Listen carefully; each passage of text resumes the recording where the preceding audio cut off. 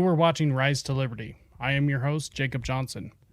Due to the subjects we cover and some of the guests we feature, we run the risk of being removed from the digital public square. Currently, we are being suppressed on Twitter, Instagram, YouTube, and all other mainstream platforms. Whether you are watching or listening, you can directly help us reach more people like yourself while subverting the soft censorship of big tech overlords. It takes little effort and is completely free. Gift the message of liberty and freedom by hitting those follow, subscribe, like, and share buttons. Visit risetoliberty.com/links.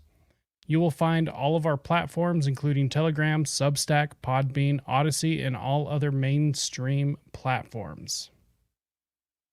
Hate speech versus free speech. What is hate speech? Is hate speech dangerous? Why is free speech so important? Can you truly not yell fire in a crowded theater? Some words have no purpose except to cause hurt, so it's okay for the government to ban those ones, right? All of this and more on today's episode. Let's break your government programming.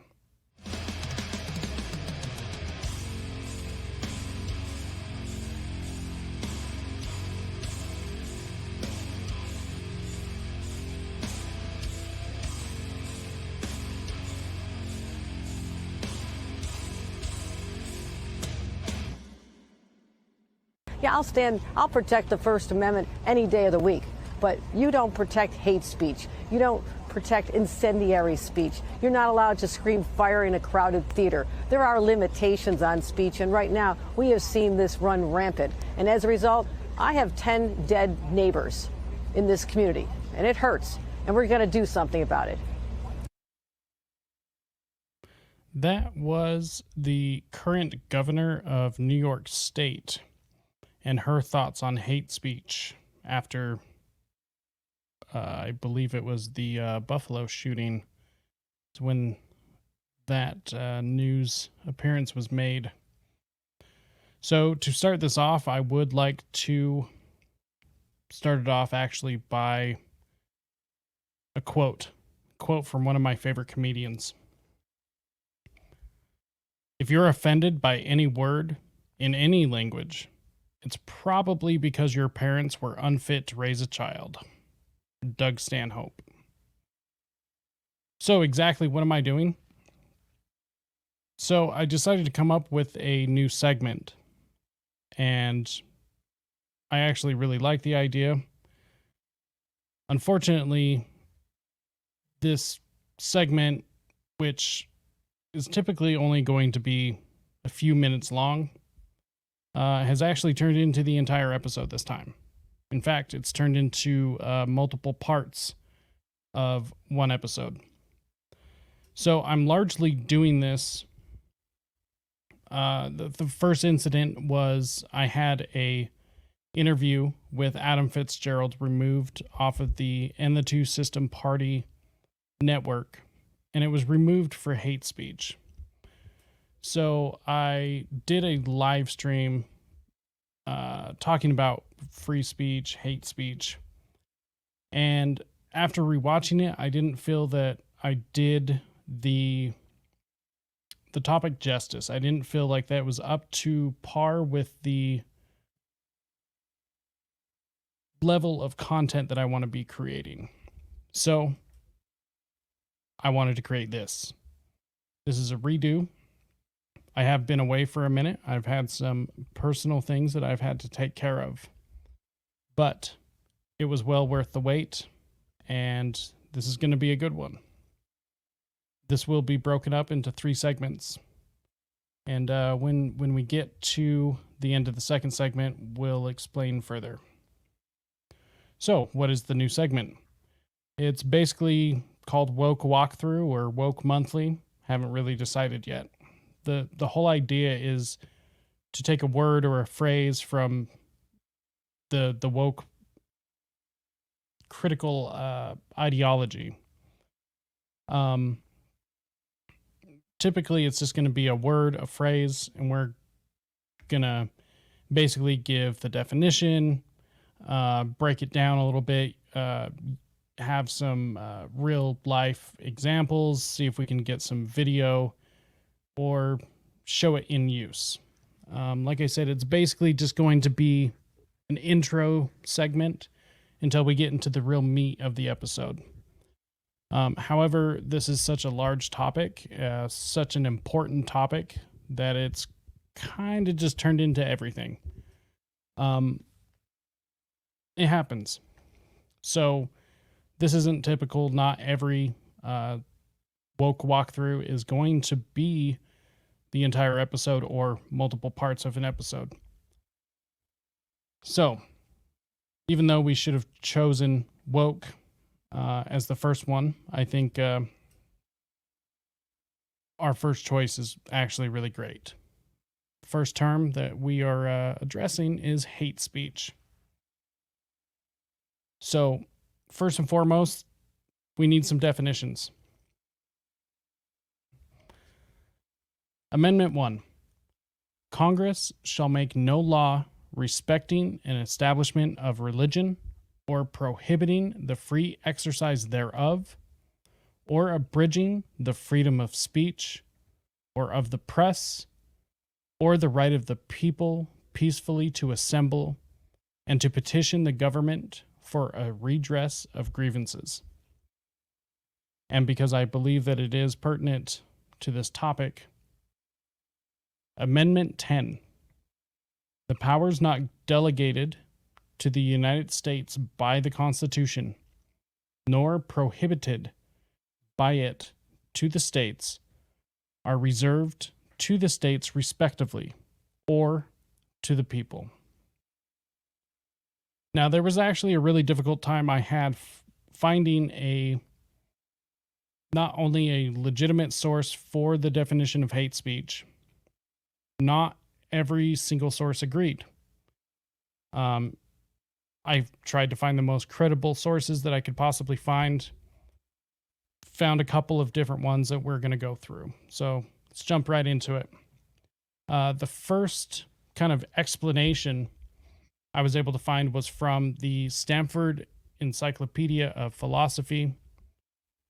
Just so everyone knows, all of my sources will be available in the episode descriptions, along with links to various other things. So if you want to double check everything, go ahead, get it there. I don't like to hide anything. So as far as the Stanford Encyclopedia of Philosophy, this is what they had to say about hate speech. Hate speech is a concept that many people find intuitively easy to grasp, while at the same time many others deny it is even a coherent concept.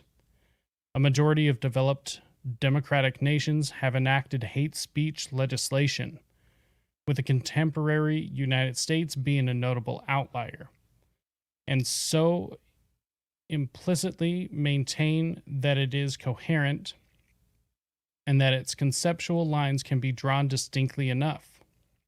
Nonetheless, the concept of hate speech does indeed raise many difficult questions. What does the hate in hate speech refer to? Can hate speech be directed at dominant groups, or is it by definition targeted at oppressed or marginalized communities? Is hate speech always speech? What is the harm or harms of hate speech? And perhaps most challenging of all, what can or should be done to counteract hate speech? In part because of these complexities, hate speech has spawned a vast and interdisciplinary literature. Legal scholars, philosophers, sociologists, anthropologists, political theorists, historians, and academics have each approached the topic with exceeding interest. It did go further, but I felt that that was pretty much sufficient for what we were going for. If you would like to read more, like I said, in the episode description. So I found a source that leans heavily left. It's called, it's an organization called Rights for Peace. I know very little of the organization and what they're involved with or anything, so I'm not vouching for them at all. However, their definition, so as their website states, Hate speech becomes a human rights violation if it incites discrimination, hostility, or violence towards a person or a group defined by their race, religion, ethnicity, or other factors. Hate speech typically targets the other in societies. This is manifested through the othering of minority groups such as racial, ethnic, religious, or cultural minorities, women, and the LGBTQI plus community. Quote, widely, hate speech is recognized as a stepping stone to the occurrence of mass atrocity crimes, such as genocide, as put by academic Sherry P. Rosenberg. Genocide is a process, not an event. It did not start with the gas chambers, it started with hate speech. This starts with biased attitudes. Not exactly sure what that's supposed to mean, but they categorize it as stereotyping, insensitive remarks, fear of differences, non inclusive language, microaggressions, justifying biases by seeking out like minded people, which seems so absurd to me. Accepting negative or misinformation / screening out positive information. Okay, that all seems fairly general. Also, I'm not really sure on their definition of any of these words that we will get into later at a later date for another video. Microaggressions, I'm sorry, but that's just bullshit. I'm sorry that somebody upset you or irritated you. A microaggression, I've heard different definitions. Maybe somebody watching this can give me a better rundown of it, could convince me that they even exist in the first place, but up to this point, a microaggression just, it doesn't exist. I'm sorry, it's absurd. The very notion of it is insane. All right, so acts of bias: bullying, ridicule, name calling, slurs, epithets, social avoidance, dehumanization, biased and belittling jokes. Okay, first of all, jokes should not be anywhere on this list. It's the whole point to jokes. Dehumanizing or dehumanization. See a lot of the left doing that with the right these days. Bullying, ridicule, name calling, slurs, and epithets. Yeah, I see everybody who defends this type of thinking, I see that going towards the right. Let's see, discrimination, economic discrimination, political discrimination, educational discrimination, employment discrimination, housing discrimination and segregation, criminal justice disparities. Okay, economic discrimination, yeah, the number one is rich versus poor. There has always been some form of a class struggle, which has always been confusing to me regarding Marxism. That's always the top class telling the bottom class that the bottom class is the bottom class because of the middle class. I will gladly argue with that with anybody. It doesn't make sense to me. Once again, we will get into that at a later episode. There's a lot more there. Political discrimination. I see a lot of that going on from one side aimed at another. See, educational discrimination. They don't want any of us to be smart, so I'm not really sure. Employment discrimination. Okay, well, there's laws against that. There's not to say that that's never happened. It's the reason why the laws exist in the first place.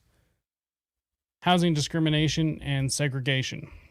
Okay, so there has been historical laws, redlining, and a bunch of other really terrible things within the real estate community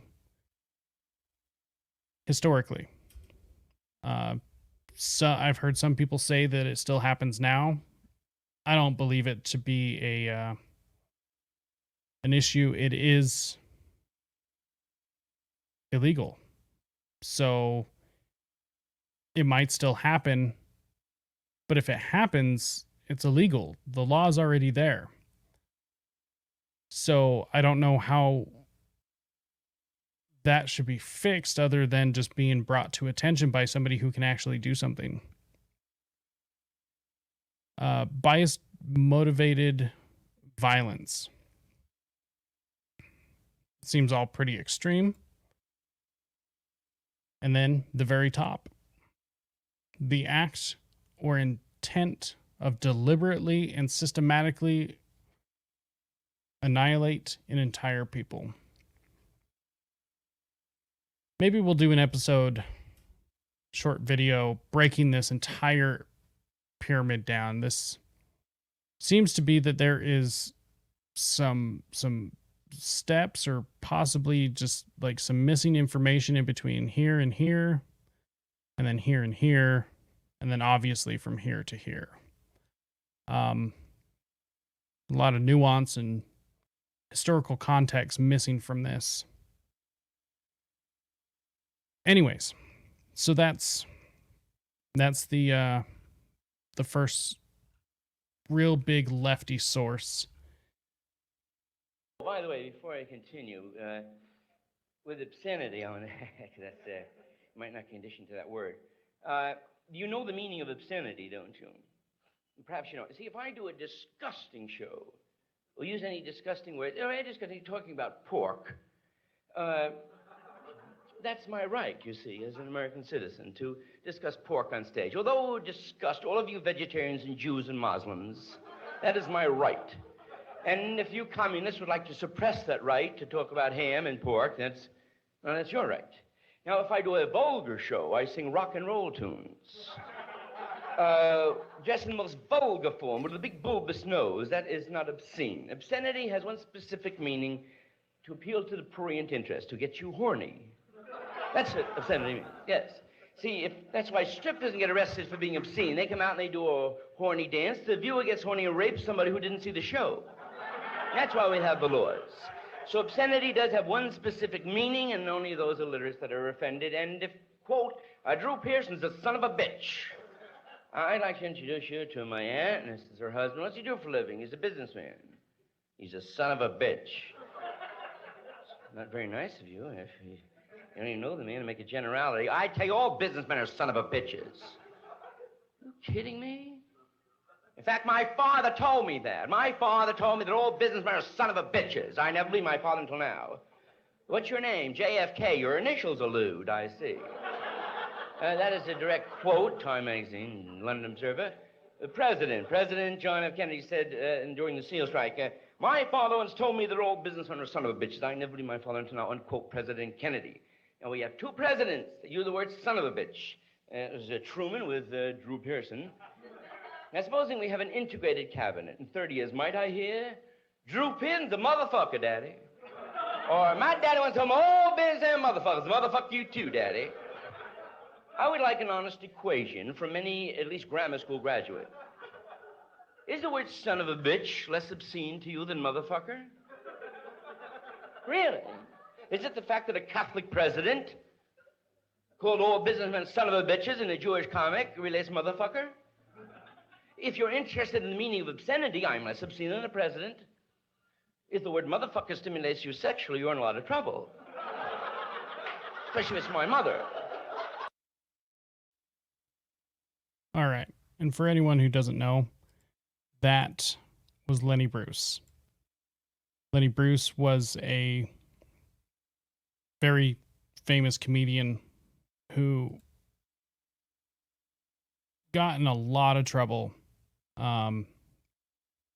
for obscenity laws, which I think is very interesting. It's something that we don't see today, largely because of people like him. He fought for not only his right to speech, but everyone's right to speech. And much like comedians today, They are under attack. And in my personal opinion, right on the front lines of freedom of speech.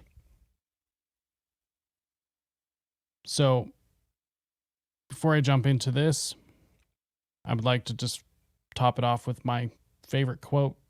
I think of pretty much from anyone. It's definitely within the top 3, but it's from Lenny Bruce. Take away the right to say fuck, and you take away the right to say fuck the government. Brandenburg v. Ohio from 1969. Does the First Amendment protect politically motivated incitement to violence? Does it matter if the speaker's politics are motivated by hate? Cincinnati, Ohio, August 8th, 1964. Clarence Brandenburg. The dude on the left, Clarence Brandenburg. Age 48. He was an officer in the Ku Klux Klan. Brandenburg invited a reporter to film a rally, a KKK rally. During the meeting, members brandished weapons and yelled racial slurs. Brandenburg alluded to the possibility of revengeance in the event that our president, Congress, or the Supreme Court continues to, quote, suppress the white Caucasian race. Revengeance basically is just a revenge, but tenfold. Like, it's going to come a lot quicker. Never knew that until this. There was a lot worse things that he said, as I'm sure you can imagine. Anyone wondering, the person standing next to him is basically just one of the people that followed him. He was also arrested that day. I didn't do any research into whether his case was resolved the same way. However, he's not the focus of today's story, nor the focus of, let's see here, the focus of the whole point of telling this. So after the news report aired, the state of Ohio arrested and convicted Brandenburg of violating the state's Criminal Syndicalism Act. Could I say any more S's? For violating the state's Criminal Syndicalism Act. The law criminalized the advocacy of, quote, crime, sabotage, violence, or unlawful methods of terrorism as a means of accomplishing industrial or political reform. Brandenburg was convicted, fined, and sentenced to serve 1 to 10 years in prison. With the help of the ACU, Brandenburg appealed his conviction to the Ohio Appeals Court, which upheld his conviction without opinion. The Ohio Supreme Court dismissed hearing an appeal, stating the case presented, quote, no substantial constitutional question. Well, at the time, the U.S. Supreme Court disagreed. And in 1968, the 8 members of the court, including Thurgood Marshall, the first black Supreme Court justice, all unanimously overruled Brandenburg's conviction.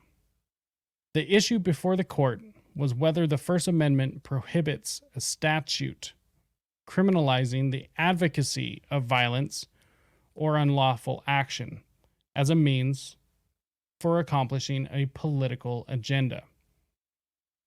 The court held that the statute violated the First Amendment. They concluded a state may not outlaw speech unless the speech is directed to inciting violence or lawless action, and the speech is imminently likely to do so. After Brandenburg's conviction was overturned, the court moved away from the clear and present danger test. After Brandenburg's conviction was overturned, the court moved away from the clear and present danger test, originally established in Schenck v. United States. The test set the precedents that speech may be restricted if it creates a clear and present danger of substantive evil that the government has a right to prevent. Under the Schenck test, the advocacy of violence for political purposes can be restricted whether or not the advocacy was likely to lead to the concrete action. The Brandenburg court distinguished between abstract advocacy or unlawful or violent action and actual advocacy, which directs and prepares an audience to actually commit a specific unlawful act in the immediate future. Under this standard, speech that vaguely promotes necessary violence or lawless action conditionally or in the distant future is protected speech. However, speech that directs or animates a listener to commit imminent violence or lawless action is not protected speech. This is why the court struck down Brandenburg's conviction. His speech was an abstract advocacy of violence with no possibility of immediate violence or lawless action. The Ohio Criminal Syndicalism Act was considered to be unconstitutional due to the law prohibiting the mere advocacy of an idea that isn't likely to incite imminent violence or lawless action. Justice Douglas said of the overturned standard, "The Schenck test has been distorted to such an extent that even frivolous threats would satisfy the test." For example, under Dennis v. United States, 1951, the court reasoned that the advocacy of communism could be constitutionally restricted, despite low probability that the mere advocacy would lead to successful revolutionary action. Maybe they need to look at this one again. Justice Douglas continued by stating that, quote, "The seriousness of the threat should be measured by the actions taken to further the belief, rather than the belief itself." Since the Brandenburg ruling has incorporated imminence as an element in determining the constitutional standard for incitement, this has restricted the government's ability to restrict what they arbitrarily determine to be potentially dangerous political speech. This might sound good to some, as long as you were the group in charge. The definition of dangerous political speech could change every 2 to 4 years as new people come into these positions. Hopefully, I don't have to explain the clear issue with government deciding what is and is not appropriate things to be able to say. If you are confused as to why that would be a bad thing, I want you to go find the closest adult. Have them help you pick out a helmet and wear, because if you think the government deciding what you can and cannot say is a good idea, then you are a retard. Now, let's get to yelling fire in a crowded theater. The clear and present danger test established by Schenck v. United States. Shouting fire in a crowded theater came from this case as well. This wasn't even part of the ruling itself. It was an analogy made by one of the justices before issuing the court's holdings. Lawyers call it a dictum, a justice's ancillary opinion that doesn't directly involve the facts of the case and have no binding authority. So this makes any reference to this justice's opinion as pointless as them giving it in the first place. However, even if it were precedence at one point, it would also be invalid due to the clear and present danger being replaced by the Brandenburg test. So stop bringing this up. It makes you look like a pompous ass and you still prove nothing except that you're dumb. Stop it. Now, I'm going to end the first part of this episode here, but there's one more little piece I want to throw in. Is being sensitive to offence such a problem, though? Like, we would have previously called that manners. It's a terrible problem. So imagine you, okay, so the rule is you can't offend anyone, all right? Let's say you're speaking to one person, I can't offend you. All right, fair enough. What if I'm speaking to 10 people? Do I get to offend 1 in 10? How about 1 in 100? How about 1 in 1,000? You're gonna come out on stage and you're gonna say something important about something vital, and you're not going to offend one person in 1,000? Well, you can't say anything about anything important ever without offending probably the person you're talking to. Important speech about important issues, especially contentious issues, is instantly offensive.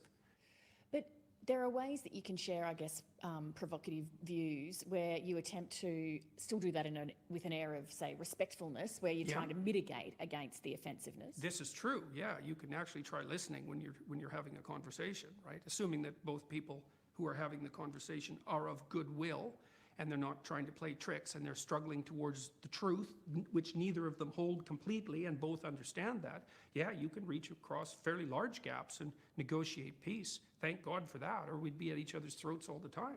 Well, say the example of there are some transgender people who want to not be referred to as he or she. They would prefer to be called Z or they. Mm-hmm. If somebody wants to be addressed like that, what does it cost me to do that? It's hard to tell because the devil's always in the details, but as far as I'm concerned, that situation it's not relevant to the issues, for example, that I was involved in. I didn't care if transgender people wanted to be called by some pronouns, like whatever. That's something for individuals to negotiate. When the government makes that a compulsion and insists in their legislation that biological sex, gender identity, gender expression, and sexual proclivity vary independently, it's like, no, they don't. That's wrong factually, and you're not going to compel my speech. I don't care what your damn justification is. So you see that as, am I right in that you see that as a curtailing of freedom? It's worse than a curtailing of freedom. It's a demand that the population uses a certain kind of linguistic approach. It's an appropriation of speech. There's no excuse for that. That never has happened once in the history of English common law, right? It's a barrier that we do not cross. Hate speech laws are bad enough. It's not like there's no hate speech. Like, anyone with any sense knows that there's hate speech. Who's going to regulate it? Who's going to define it? And I know the answer to that. The last people in the world you would want to. And then we cross another barrier and we allow the government to compel speech for some hypothetically compassionate reason? No way. That's a really bad idea. Not going to give any thoughts here. Sprinkled a few of my opinions through going through some of this data.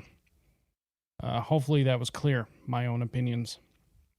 If it's not, I don't know, put it in a comment down below. I'll mark it or something. Please join me in the next episode. Will be coming here shortly, about this time next week. So until next time, stay free, my friends.